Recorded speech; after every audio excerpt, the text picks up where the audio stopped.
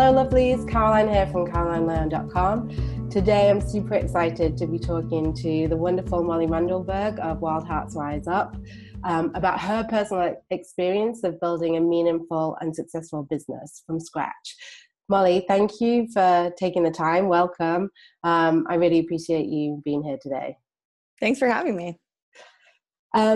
Molly, so I first discovered you through Tad Hargraves and his website, Marketing for Hippies, and always on the kind of lookout for spiritual and meaningful female entrepreneurs. Kind of, started to dig around your world and, look into your work and that kind of stuff. And what struck me immediately about you is how you seem to artfully blend what I call the soulful and the strategic. So, reading through your stuff and watching your videos online and things like that, I'm just as likely to hear you talk about the practical side of business, strategy, tech, all of that stuff that I know scares a lot of my people, as much as I'm likely to hear you talk about spirituality, being a goddess, the tarot, that kind of stuff. And I love that about you. And so that's my kind of brief introduction to who you are. But what I'd love for you to do is just take a moment to share with us more deeply what it is exactly that you do in your business and also why you do it. Yeah, thank you. I also just want to acknowledge you for the work you're doing for female entrepreneurs in your community, because it's really important to come together. I think the female version of doing business is really about community and coming together and sharing resources and sharing ideas so that we can all rise together. So I love what you're doing and I'm really happy to be here. And if you're watching this and you're a friend of Caroline, then congratulations, because you've got someone awesome taking care of you and working with you. And I love the soulful and strategic. I actually named my podcast Tactical Magic because it really is a blend of those two things. It's about putting the magic and the heart and the humanity and the metaphysical together with the practical tools and the tech and the strategy and the tactics that will together allow us to both be ourselves and grow our businesses and do that in a really powerful way. So one of the things I'm committed to doing that I help my clients with is creating the content and developing the technology to really take off in a way that is both powerful and connected and also potent and helpful for our people. I say that I work with warrior goddess entrepreneurs, so coaches, healers, emerging thought leaders, with women who trade in wisdom and guidance. And I help those very heart-centered and, deep women to put the things together that will reach their people. We live in a very different time than a few years ago, even, where the tools to have more ease in our business are really accessible to us. And so in my opinion, it's really important that we do whatever the heck it takes to set ourselves up so that we're not feeling overwhelmed. And when we do that, we're way more able to meet our people where they are, to be more present when we're serving them, and to really show up powerfully so that our work can reach the people that it's meant to reach. And I don't think that it's by the old ways of marketing of making sure you contact people 7 times before whatever, but actually through building a relationship however you can, whether that's through video, whether that's through email marketing, whether that's through quizzes, or whether that's through actually showing up at a workshop and talking to people face to face. Whatever it is to build that relationship, that's the most important thing we can do in the future of business, in my opinion. So that's what I'm trying to help people find ease and joy and glory with. Oh, I love it. I love it so much. And it makes me think of a reframe that I try to do for my women, which is to stop talking about marketing and start talking about connection. Because when we talk about marketing to, instead of connecting with our people, we miss something huge because of that, like you say, the old paradigm of marketing and what that means, and how I think we as women feel about that.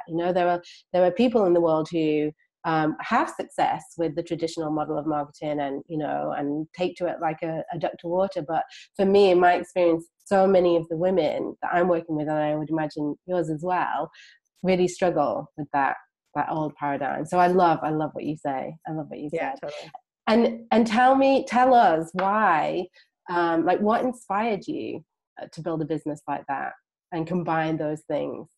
Yeah, I really wasn't somebody who intended to go into business. If I look back on my life, hindsight is 2020, and everything I was doing was leading me to be an entrepreneur. But I got trained as a hypnotherapist. I realized I wanted to be doing past life regression therapy because that was a tool that was really serving me in my life.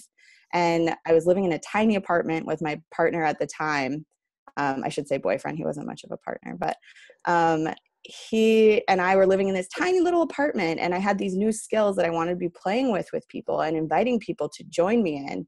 And I couldn't do it where I was living. So I found an office to rent that was really cheap and perfect. And as soon as I rented that office and signed a lease, after being like a crazy vagabond gypsy for so many years and avoiding leases at all costs, I signed this lease and realized in that moment that if I was going to do this, if I was going to see people, I should have a business license. I should have insurance just to like be legit. Within the span of 10 days after signing that lease, I had a business name, a business license, insurance, and a logo and business cards. And just suddenly I happened to own a business. And then I had this identity crisis of, oh my God, I'm a professional woman now. What does that mean? What do I have to do to rise to that occasion? And I had this sort of like juxtaposition of who I knew myself to be and who I saw myself becoming. And I wasn't sure what that looked like or how to do it right. And it was a very meandering path of realizing that wasn't quite what I wanted to do. That wasn't talking about that kind of healing practice was feeding me for a while, and then it wasn't. And putting people in trance for hypnosis was getting tiring to me. So I started following the energy of what was calling me forward. And it started to be more about coaching because I found that I was having just as much impact in the preamble to a hypno session than the hypno session itself. And for me, and that's what became, okay, I'm going to follow that. And then it was about really, what is my niche? Who do I want to work with? What do I want to talk about? Because I can't just go into coaching with like no sense at all of who I'm trying to talk to. And at first I was doing a relationship niche, and then I was playing with a money niche. And then I was like, no, I've always talked to people about their purpose. So I'm going to do a purpose niche. And nothing was quite aligned, but everything was a little bit closer. So I just kept following my nose. And it was actually this sort of like knockdown, drag out moment with a really good friend of mine who's also an entrepreneur. If you don't have friends who are doing this growth of business thing, find some. Probably here in this community, you can find some, but that is the most invaluable tool to growing your business, in my opinion, is having people who don't think you're crazy, who believe you can go where you're going. But I asked my friend, just tell me what I'm good at, because I clearly can't see it enough for myself, the things that the world is asking for from me. And when I had done all those different niches and explored all these different options in my business, every single time I would build another website, I would build another online course, I would build another email automation sequence, I would develop all this content and put it all together seamlessly. And in the process of learning that, I got pretty good at it. And so my friend was like, listen, you're here in this community with all of us, like heart-centered, transmitting energy type people. And we don't know how to do that stuff. Like, we fall short when it comes to setting up the technology and connecting the dots to reach our people with ease with the tools we have access to at this point in history. And I realized, I honestly said to her, no one's going to pay me for that because that's the fun stuff. And she was like, no, that's not the fun stuff, Molly. So I had a chance the next day to speak to 15 people who were in this new target audience, like powerful women, leaders who didn't have their stuff put together quite yet. And I made an offer for a complimentary strategy session, and 3 people signed up, and 2 of them signed up for a package of sessions with me. And that was the beginning of me like claiming this as my niche. I help people with online sales funnels, as dry as that sounds, and sharing their important work on a bigger scale. And it's just like boomed from then. And what I realized it came down to was alignment. Like, I wasn't quite aligned with anything else. And as soon as I came into what am I great at? What is the world asking for from me? And how can I offer that in a way that's compelling and connected and bold and do it everywhere I can think to do it?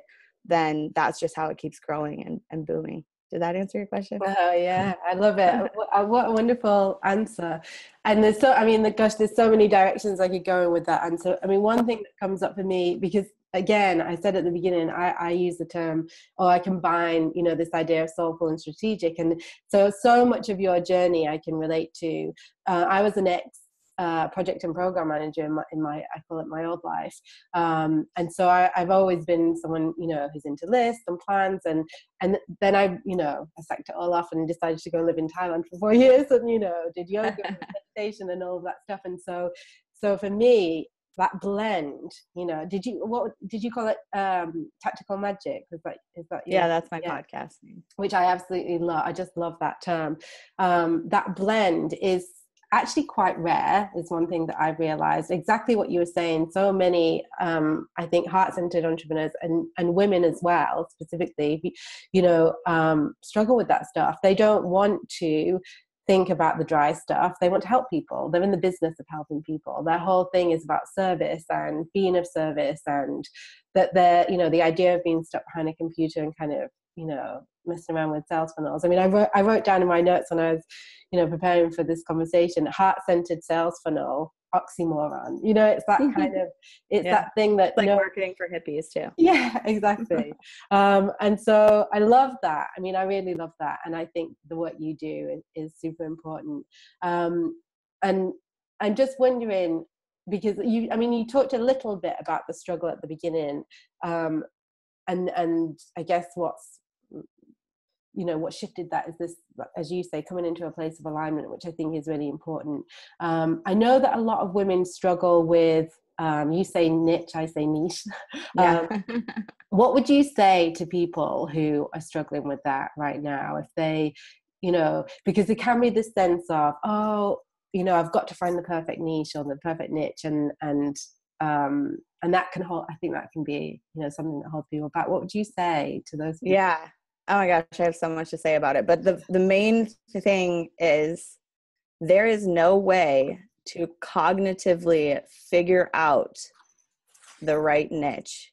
I've said this like 3 times to different clients this week. You can't think your way to it. Clarity does not come from thinking. The only way to get clarity is to take action. And that means you're going to take action on the wrong thing a number of times before you hit the right thing. And the one thing I like to remind you of, whoever you are, that I had to remind myself of a lot is every time your focus pivots, it is not that you're starting over at the beginning. Because especially for me, I was developing so much content every single time that it started to get exhausting of like, really? You're going to start over again? Like, really? And I realized that it wasn't. Everything I had created, everything I had built could now just be edited and refined in this new direction. So it was like I was moving in one direction and I didn't walk back to the beginning.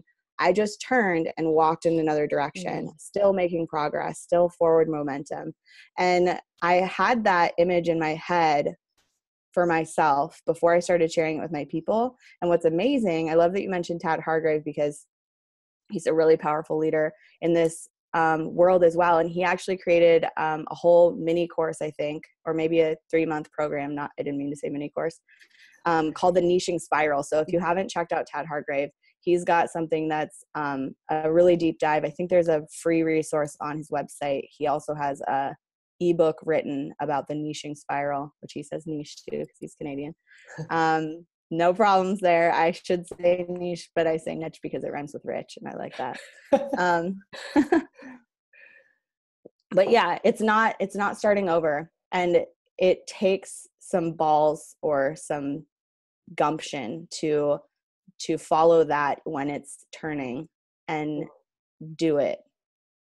Whatever it's calling you forward, go there. Not to say that every shiny object should pull you in a new place, but if your heart is like for weeks or months leaning towards a new thing, trust it enough to explore that, and know that the research and development phase, the exploration phase, has to occur before money can come. So you have to get inside of it and take action with it before it can make a profit. There isn't like, oh, I'm going to change and then boom, everything's going to change. Like the beginning of this niche for me it felt kind of quick, but there was still this like 3-month period of like, am I actually going to focus on this? Okay. Yes. Okay. What would that look like? All right. Who am I going to talk to? All right. What am I going to show up saying? And how am I going to tell my people that I'm moving in this new direction? And, you know, what does that actually look like for me? There's a lot of feeling it out that you can be doing that isn't the end of the world. It's actually the beginning of something awesome. So trust yourself to know that you know, and follow that where it goes. I love that. Yeah. And there's two things that I kind of want to pull out there that I also share a lot. And I think you can, things like, you know, ideal client, niche, it's the same advice goes, I think, because there's so much out there on the internet, you know, about building a business that talks about, you know, you've got to have this figured out, you've got to have the ideal client and all of that stuff. And I always say there's a missing piece here, which is you don't figure that stuff out until you're in the action, you know, until you actually start getting in the trenches with those people. So for example, you know, I'm very similar. This working with female entrepreneurs, heart-centered female entrepreneurs is a new turn for me that I only stumbled upon. Well, I say stumbled upon last year, but now I look back, it's like my whole life has been leading to this point. You know, I mean, it makes me laugh so much that it took me so long to figure it out, because it's always kind of been there. The clues have been there forever. But this idea of, you know, you've got to go and get the perfect website and have the perfect niche and know your ideal client before you've even spoken to anybody. I coached hundreds, and I mean hundreds of men and women before I realized that what lit me up and what, you know, made my heart sing was getting off a call or getting on a call with a female entrepreneur, you know, a woman who wanted to build a business that was going to change the world. That for me was, you know, just magical, but it took years to get to that point. And a lot of the wrong clients before you realize what the right ones were. Yeah. So I really love that. I mean, I'm a big fan in, you know, in action. One thing I'd love to explore with you a little bit. You talked earlier about, I don't know if you use these words, but maybe what I was hearing is, you know, the personality crisis that occurred when you went from being, you said a vagabond, I'd say history, you know, like that kind of life, to being a business owner. And I know that a lot of the people that I work with and talk to struggle with the idea that they think that in order to be successful, they have to like leave some of that behind, leave some of the adventure. I mean, and that's what I love, like following, I was watching something of yours the other day where you were in Thailand on a beach, and I was like, oh, I love this. And I too. I mean, I built my business in the jungle in Mexico. So I just wondered if you could talk, like, what happened? You said you went through this process of figuring it out, you know, who you were in this new reality. Like, talk to us a bit more about that and what that looked like for you. Yeah, this is such a fun topic for me right now, and I'll tell you why in a second. But I definitely had some false beliefs around what business looked like. And to me, because I had a stepdad growing up who was a lawyer who dressed in suits and black shoes and stuff, that business meant, or professional meant, you had to wear black and you had to wear closed-toed shoes, which was like the total opposite of me. So I did that for a little while, and I would go to BNI meetings, Business Networking International meetings, and, you know, network as this trying to look professional version of myself. And it was so out of alignment. And I'm grateful that I went that far in that direction just so that I could come back to where I am now. But it wasn't me. And trying to show up like that was inauthentic in some way. And I didn't really know what was off about it, just that it felt like a costume. It felt like I was trying to be someone I wasn't. And what's amazing is when I've started to realize that having an office wasn't going to cut it for me. I couldn't do the life I wanted to live and have an office at the same time. Got rid of my office. And that was really scary because it felt like I was closing down my business.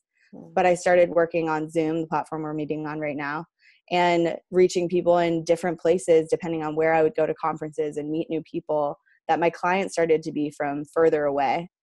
And as I started to build that momentum, and I actually worked with an amazing woman named Katherine Johnson to find my sort of color scheme that is how I can show up authentically and as myself without the static of the costume in front of me. I had stopped wearing black before that point, not totally, but that helped me a lot, finding I don't want to call her a personal stylist because it's a lot deeper work than that, but finding someone who could help me dress as the professional version of myself, that helped a lot. But I also started realizing that I could design my life however I wanted, and I am in control of changing my business so that it can fit into that life, so that it can provide for me as I live the adventure that I want to live. Because until I started my business, until I met that boyfriend that I was living with when I started my business, I had been on the road for 7 years of never living in one place more than 4 months at a time, and only hit 4 months like 2 times in that 7 years. But I was a wandering, traveling, like gypsy vagabond, and that's who I was. Like, that's who I am, honestly. And so when I started making money in my business, I realized I can keep doing that. I can keep traveling. I went to Africa last October. I went to Europe last May. I just got back from leading a retreat in Thailand.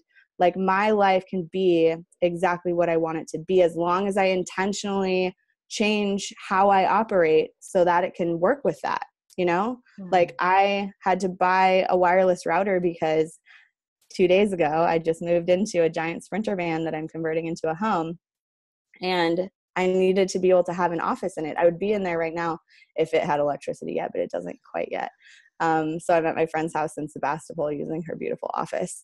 But that is my dream life. That doesn't have to be your dream life. You might not want to travel abroad 3 times a year or live in a van and go around the country wherever you live. But that's what my ideal life looks like. And I was doing it as a broke hippie before business, and now I get to do it as this sort of business badass. And it feels really, really good. And you can have that as long as you start asking yourself, what is it that I want? And what do I need to change in order to make that fit into my life? Like, what needs to shift in order for that to work? Is it working in an office? Is it only working 3 weeks out of the 4 weeks a month? Is it, reorganizing which days a week you work so that you can have bigger blocks of time off? Do you need more creation time? Really, it's up to you to change your schedule and change your modus operandi so that everything you want can actually come in and fit in. Oh, I love that. Yeah, because normally I think the traditional way is to build a business and then try and squeeze your life around it, rather than, I always say to people, let's start with lifestyle. Like, what life do you want to live? And then how can we build a business that helps you to support that? So I love that. I love that message. I think so many people do it the other way around, but, and I mean, there's something, I don't know, I'd love to explore with you a little bit, because it's something that I toy with my business and work on, because there's you tell me how easy maybe you have found it to do that, to kind of, like, for example, if you want to work only 3 weeks out of the month, or you only want to work so many hours a day. Something that I guess the place I've got to in my business is there are certain sacrifices that I'm making now in order to have greater freedom later, like knowing full well the lifestyle that I want and building my business so that, right now I'm I want to say static, I'm in one place and I have a home, and we've just had a baby, so that kind of nails you down a little bit.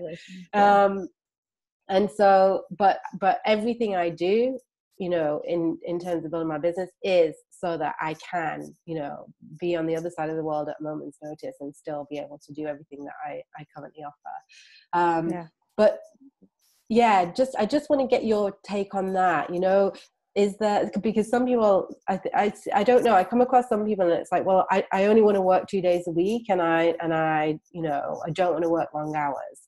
And I always say I think there's a period of adjustment. There is a period where you've got to really go for it and put the effort in and put some work in, in order to build something that can be like that. I would love to hear your thoughts on it. Yeah, totally. It's kind of like childbirth in some ways. You have to sort of gestate the idea and build the thing in order to have that freedom. But the way you set yourself up now, and how you take action, and how you use your schedule and work things around in it, that can be practiced now. That's something you can start right away. So, and that takes like courage too, because if you have clients that are like, oh, I can only see you on Friday, and you're like, Friday's my day off, you really have to say like, I'm sorry, that day is full. I can't meet you then. What else is possible? And actually like be willing to not cave to other people's needs when you've set boundaries for yourself. And I found that you don't actually have to tell people what's really going on for you. You just have to say, I'm unavailable then, you know, and it actually leads to people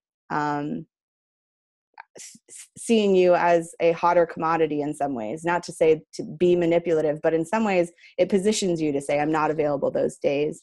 I'm booked out until next week. That's okay. So that's one side of it. The other side of it is, in order to have time off like that, you need to be using the time on really strategically. So putting in place productivity skills and tools so that you can maximize your efforts when you are on the job, when you are working. That's really important. So, I mean, I have so many tools and strategies for that. A few of the basic ones are, be really mindful of how you spend your first moments in the morning. Like, keep your phone away from the bed. There's absolutely no reason your phone should be by the bed. If you use it for an alarm clock, buy an alarm clock, because there's no reason your phone should be anywhere near your sleeping or your waking mind. When you wake up, like, do something intentional, whether that's writing a page in your journal, whether that's taking a moment to just breathe and like set an intention for the day, whether that's making a 10-point gratitude list before you get out of bed. Do something that raises your vibration to an intentional output level before you get impacted by the world in the morning. That's huge. And then being really good at what needs to get done first. So prioritizing your projects, prioritizing the small little bite-sized bits of that project, putting those on your calendar as if they're appointments with yourself so that they get done. I'm getting better at it. This is something that I'm still learning and figuring out because I'm on the road almost all the time. I did the math, and in the last year I've been traveling more than 62% of the time. Wow. And whether that's to workshops or whether that's just on road trips or whether that's abroad, it's like 200 and something of the last 365 days, which is great. But I mean, productivity is huge. And for me, when I was first starting to travel again, as I started making more money and could get back on the road, was really about like really working my butt off when I was not moving so that I could have more spaciousness when I was moving. So maybe for you, you want that week off at the end of the month. What would it take to like bust ASS the first 3 weeks of the month without burning yourself out, so that you can start playing in that fourth week of the month where you really don't have to sit down at your computer. You've really given yourself the space to just be in life for a whole week. Yeah. It's going to look different for everyone, but it takes some hard work to create some time off, and it's worth doing that work. And nowadays there's so much you can automate that it's like, put the time in now, automate as much as you can so that you can have that freedom later. Like, I don't have to email my people to follow up with them. I sit down and write 4 emails, and they're good for 2 months of hearing from me. And that's not like I'm emailing them to invite them to stuff. That's just me contributing to my people to stay in touch and follow up. But that's an automated system now. So it's like easy, it's in flow. And at some point you get to hire an assistant to do some of that stuff for you too. Yeah, I love that. Something that really helped me was having a baby, because all of a sudden I went from having like wide open days where, you know, you can easily get sucked into Facebook and, you know, whatever, get lost on the internet, and to suddenly having me and my partner back then, basically we're 50-50. We were like, we both work from home at that point, we're both coaches. So it was like, you know, 50% of the time I could work on my business and 50% of the time I had to look after my son. And my God, I got twice as productive as I'd ever been in the years when I had a whole day to work, because suddenly it was like, I've only got 3 hours. I've got 3 hours to do everything that I normally have 8 hours to do. So something that I talk about often is, you know, time chunking, you know, giving yourself less time. And that's why I think what you're saying about protecting that time off actually can be really powerful, because having less time, it feels crazy to say, but having less time sometimes kind of gives you more, because you take whatever will take as long as we give ourselves to do something, basically. So if we give ourselves an hour, it'll take an hour. If we give ourselves a day, it'll take a day. And be fierce with that too. Be a stickler with yourself. If you say 2 to 3, I'm working on my novel, shut down Facebook, close your email, put your phone on do not disturb, and stare at that blank screen for an hour. If that's what it takes to take action on that thing, like, be fierce with yourself. That's how things get done. No, I love it. To compromise.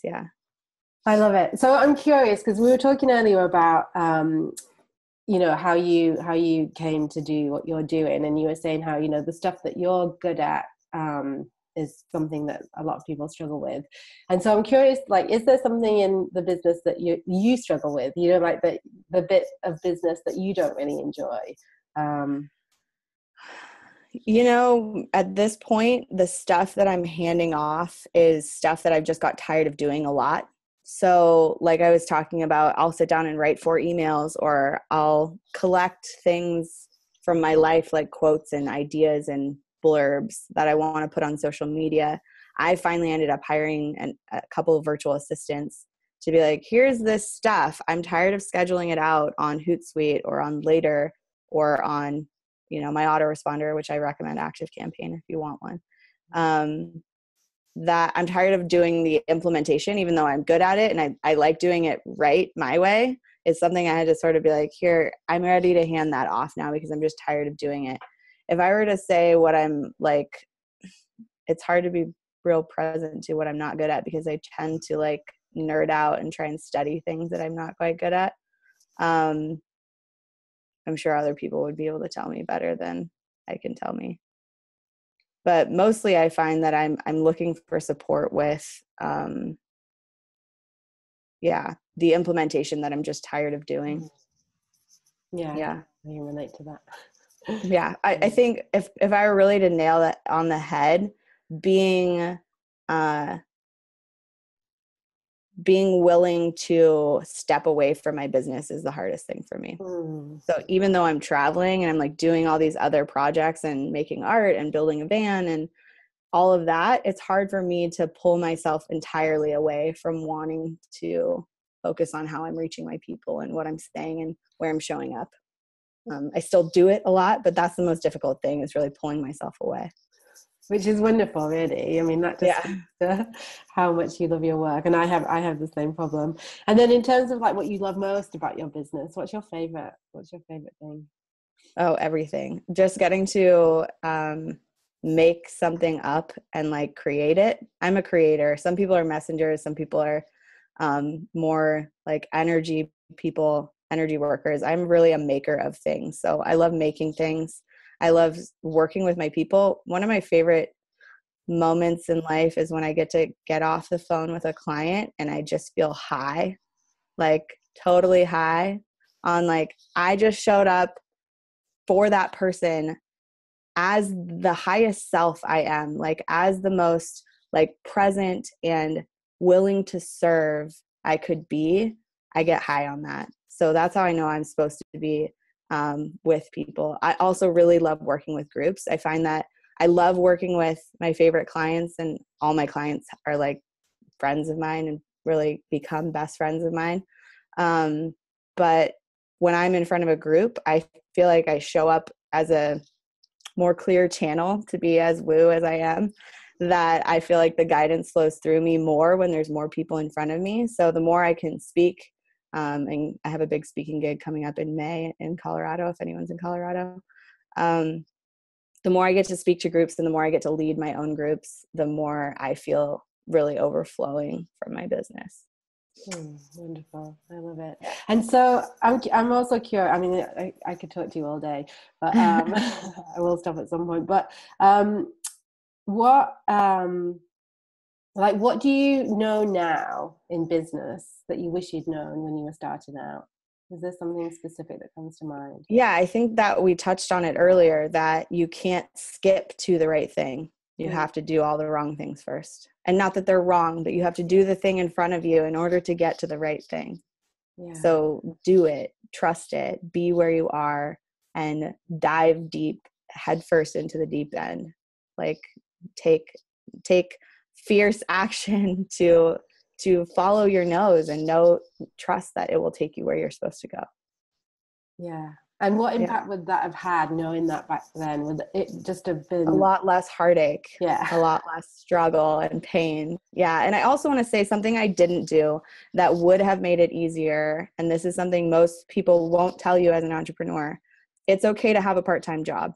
It is okay to make your money somewhere while you're doing the deep exploration, because sometimes, and I know Tad Hargrave says this too in his niching spiral thing, but sometimes when you are like fiercely focused on this thing to make you money while you're doing the exploration and research and development stuff, it's almost like you strangle it to death trying to make it work. Whereas when your needs are met by another income and you get to actually play here and explore and really like ask it questions and like follow your nose down that rabbit hole, it will come to life a lot easier, I think. Yeah, absolutely. And also I think you show up energetically with a bit more desperation if you're, if you're having a potential client conversation and you need to get that client to be able to pay the bills, then the energy is off. You need to be able to show up clear and from a place of service, not from a place of need. And so I love that advice. And it took me a while to get to that place of accepting that. I was all like, burn the bridges, leave, and and I've realized from working with people and also going through my own journey with my business that actually it's spot on what you say. And I think a lot of people do that and feel bad about it, and right, there's guilt and shame.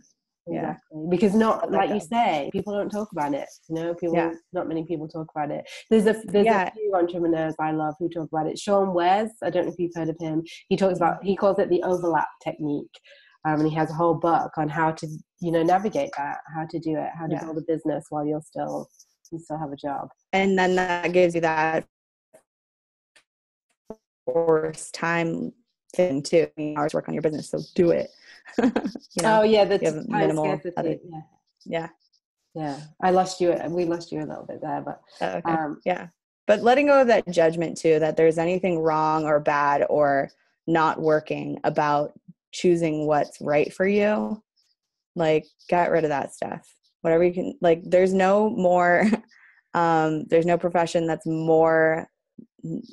it's more necessary to do your inner work than being an entrepreneur, I think. But be willing to look at your stuff and unpack it and work through it, because that judgment is just going to keep biting you no matter what you're doing. If you're telling yourself it's wrong to do the thing that's necessary, like getting another job or like working in the wee hours after your kid goes to sleep, trying to build your business, whatever it is, do what's needed for you and don't make yourself wrong for it. There is no wrong about it. Yeah, and also just going back to the other stuff you talked about earlier in terms of not, beating yourself up if you change direction and all of that stuff. What I've found when I started to soar in my business and just, how I felt about my business, it was when I let go of the internal crap. It's like, for me, you can have all the right strategies, you can have the perfect, perfectly formatted emails and all of that stuff, but if you're racked with self-doubt, you don't take the action that you need to take. You don't, you're not showing up in the way you need to show up. And so for me, clearing out the self-doubt and the shame and the guilt and all of that stuff is, I think, absolutely crucial. So crucial. And I love that you shared that. You shared a couple of things that are really important to building a successful business. You talked about community. We've talked about this kind of letting go of the guilt. You've talked about, optimizing your time and productivity. Is there anything else? And we'll start to wrap up now. So like anything else that you would leave my women with in terms of, what it takes to build a successful business and like the secret sauce? Yeah. You want the secret sauce? Yes, we do. Okay, I'm going to tell you the biggest tool I've used to blast through my limiting beliefs and to reach another level is something that is actually growing all over the planet, which is consciousness. But there's this set of tools called Access Consciousness, and it's a school of thought that I'm studying like every day because it just fascinates me. But it starts with a class called the Bars, and that's actually something that I'm teaching now as I drive around the country. I'm holding bars classes, and it's energy work on your head. The bars are, and Access Consciousness is a bunch of tools like asking questions and processing things to sort of blast all those limiting beliefs so that you can actually show up as your most potent and powerful and magical self. And from there, what can you create and what else is possible and how does it get any better? And oh my God, it's just like seriously fills my cup. And the upward spiral of my business and the growth and the, first $10,000 month and all those things that you see as the demarcations of, oh shit, I'm really going somewhere now. Those all started occurring for me after finding Access Consciousness. So that's my secret sauce.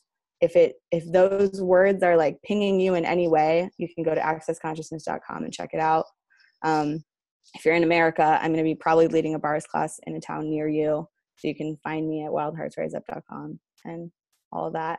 But yeah, that's really where the magic is coming from in my life, is like, it's just like magnifying and booming really big. I love that the answer to the question is consciousness, and that there's like, something specific as well. There's a systemized tool for consciousness. Yeah. That's what we need. That's so wonderful. And in terms of, showing up as your most magical and potent self, I see that in every time I watch a video of yours, and today, like your energy and your presence is huge. And I've loved having this conversation. So, I mean, I think I could, there's probably more questions, and as soon as we end the call, I'll be like, shit, I should have asked for this, but feel free to ask again. We can write it up. Yeah, I'd love to. Is there anything else that you want to share? Anything that you've shared a bit about things that you're up to and how people can find you, and I'll put links to everything that we've discussed in the totally. video. But is there anything else you want to share? Any parting words? Yeah, I'd say it's really important to find your mentor. Like if it's me, great. If it's Caroline, great. And if it's somebody else, great. But find someone who is talking about things that light you up and like absorb that. I think what you allow your brain to receive is really important. So if you're watching the news every day and you're feeling depressed, maybe try digesting something different than the news as your input. Your input really, it impacts your output. So be mindful of that and choose wisely what you're digesting, and find a mentor that is like lighting you up and calling you forth and setting your world on fire, because that is really helpful in moving forward and in making progress. And I also just want to share that I spent my whole weekend last weekend rebuilding my tarot archetype quiz. It's not up yet, but I don't know when you'll be watching this. So if you want to check out my quiz, you can find it on my website, or I'll send Caroline the link so you guys can get it. But I'm really excited about it. It's really fun. Yeah, I do. I so love that you use the tarot. And that last point you made, I think, is just so crucial. What we finding the right mentor, but also letting go of the people, and we all have them in our inboxes. There's certain people that kind of like pop in and we read their emails or we watch their podcasts or videos, and we feel shitty afterwards because it's like, that's not how I want to build my business, that's not how I want to do things. But we feel we're left with a load of should. So as well as finding the people that light you up, which is why I'm reaching out to people like you, because I think you could very well be one of those people for my women. Let go of the people that make you feel crap. Let go of those people. So I love that. I love it. I love everything that you've shared. Thank you. And I will be. Let me know when you've got the. Yeah, I will. It's going to be soon. I'll be doing it too. Molly, awesome. Thank you so much. Thank you. Yeah, thank you. Thanks for having me, and thanks for watching this. Good for you for digesting good content.